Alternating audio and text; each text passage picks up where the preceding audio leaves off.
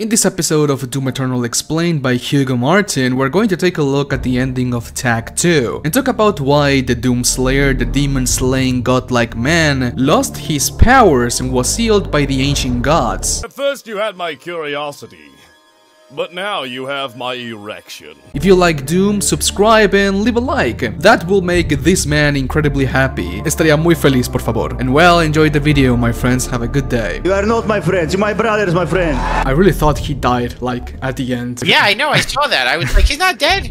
You know, I felt my heart broke. I'm like, no, he cannot be dead. But he's sleeping now. Because there is nothing to fight for. Like, you know, his purpose. It's... you keep pulling me into this and I keep wanting to talk about it. I love the idea that, like, his only purpose is he's a warrior to defend against, you know, his world. And with the demons temporarily under control, he has nothing to fight against. And it's interesting that the ancient gods, you know, that he goes into hiding. And, like, is that necessary? You know what I mean? I wonder, like, there's an aspect of Devoth's story that mirrors the Slayer story. But Devoth's, it's like Luke and Darth Vader. Both Jedi, but one went to the dark side and one became a Jedi. It's like the Doom guy, if left unchecked, would he end up like Devoth? You know, could he go that path? Because he causes a lot of destruction. I mean, obviously, that's what makes the story compelling. Like, Luke never goes to the dark side, you know? So these archetypal heroes, I think it's the fact that the Doom guy is selfless, but, like, there is that if his rage goes unchecked. It's kind of like the Punisher, you know, like, is he a good guy? You know, of course he is, but, like, you know, the anti-hero, you know, shades of gray. I just think that's really interesting. He's a really compelling character. Let's see what happens. You know, like, and also there's so much in his history that we could talk about, you know, and explore. I mean, he was the super weapon of the Makers for a time. There was like a whole Clone Wars period during the history of the Sentinels, and a lot of people have talked about that. The time, yes, Valen trained him. I mean, they fought alongside each other. Valen was a badass. I mean, Commander Valen is fucking awesome. Like, yes, he's another tragic figure too. We all know his story. But at one time, I mean, if you look in the Codex, he's the one who trained Doom Guy. I mean, when we talk about black belts, that's his sensei. Commander Valen has a critical story to tell inside there. By the way, I'm not revealing it. That, like, if we're going to tell any story, we must focus on Doom Guy. But, like, I think that Valen in that world and during that time period. So there's a fantastic story to tell in the past during, like, the Clone Wars period when he was like the super weapon, you know, to the Makers and was like this. You know, I always think of him as like the Wolverine of the Sentinel Army, the Hulk of the Sentinel Army. You know what I mean? They bring him in. He's the nuclear option. And then, you know, and anything that would happen in the future. I mean, again, he sleeps. He's not dead. What is the main purpose of his rage? Why is he so angry at the demons? It's his purpose.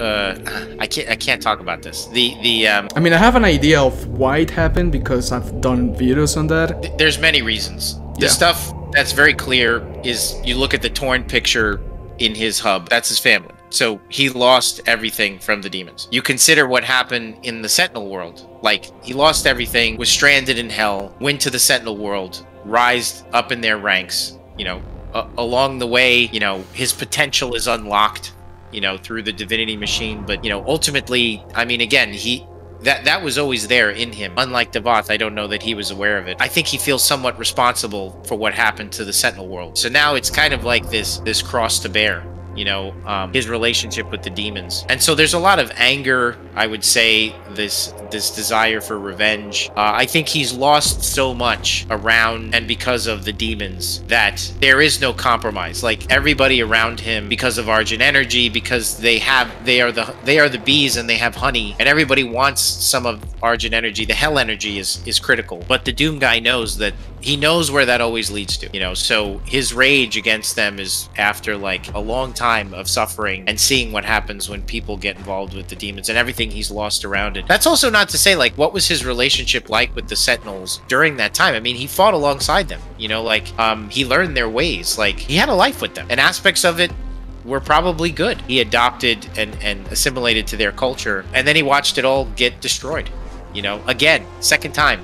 You know, because it happened to him on Earth. He's just been wronged in so many ways. But then also, I also think we go back to the concept of, like, what is a primeval? He is the protector. Like, I think that it is in his nature and it is his purpose to be the savior of that world. It's just the concept of like being the protector, the alpha of the pride. There's that great moment in Tarzan when the leopard comes and the I forgot his name, but the head of the gorillas, you know, he jumps out to defend the pride. Like, I just think that's Doom Guy. Oh yeah, I remember now.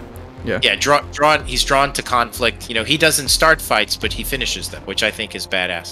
There's an element of like what he represents in the world of Doom is, you know, he's chaos, he's rage, he's uncompromising. You know, he's all these things that I think are really compelling. And when it comes to like, you know, a primeval and what is their purpose in the world, I think it is they are there to protect it. And it starts to play with the idea that like, well, who made those rules? What is that voice and who made these rules? Like, someone must have made Devoth. You know, they say he's the first being. Where did he come from? They did say he came through the void, and you can interpret that void is like a sort of portal that goes to another place entirely, like a bigger dimension. I kind of like compare it to the one above all from Marvel Comics. Like the one true God, that's how I compare it to. A thing that I would like to put in the Codex Bible, we have a metaverse map that we drew, and it shows like what Hell's orientation is to Earth and the different dimensions. To simplify it, Hell is the one constant, and there aren't multiple versions of Hell. Yeah. But then there's like all of these other dimensions that connect to Hell. Hell is the first world. I guess that by dimensions you mean universes, like a multiverse. Yeah. People have asked me that as a multiverse. Like, look, we don't lean on, at this time, multiverse discussions like, you know, 10 Doom guys and 6 Devoths, like... You know, but yeah, I mean, like, if you have a dimension and you have a universe, obviously, and you believe in time travel in your fictional universe, you know, then you're obviously going to have like different periods. But it's not something. I think that's just a part of any kind of metaverse. But in our story, it's not like Into the Spider-Verse where we're currently using like, well, it's multiple Doom guys, you know, like. But that's, you know, TBD. I think we'd have to, again, it's something I'd want to drill down in the Bible. You need to call that illustrated book the Black Bible. The Doom Bible. The Doom Bible, that will be great. The reason why the Doomslayer lost his power is because he has no purpose anymore to be in this world. The demons can no longer pose a threat to humanity and the earth. There is simply no target for his rage and anger. Those emotions were the only thing that kept him on his feet, and the one and only thing that drove him. Truth be told, the Doomslayer was and is the avatar of wrath. It was his essence, a part of himself. The moment the demon stopped being a threat, all that he has ever lived for, his own identity, ceased to exist. That rage, anger, and wrath, that flame that kept him going, suddenly faded away. There was no point in moving forward. So, like a force of nature, when the time comes, he will rise again. The protector of the earth, the universe, the Doomslayer.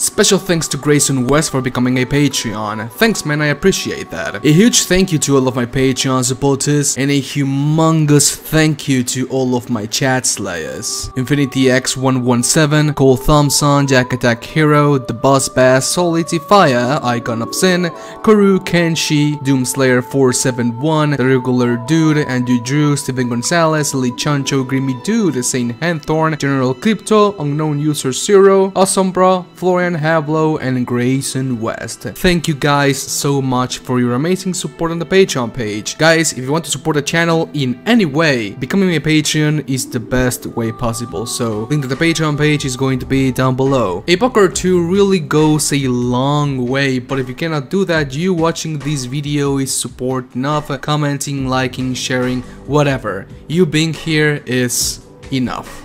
Thank you. And so, okay, Spartans, please let me know what you think about this video down in the comment section. Leave a like if you did, and a dislike if you disliked the video. It is completely fine. Have an awesome Wednesday, stay safe, stay home, play video games, and yeah, I send you the biggest of bucks. Thank you so much. Adios. Bye.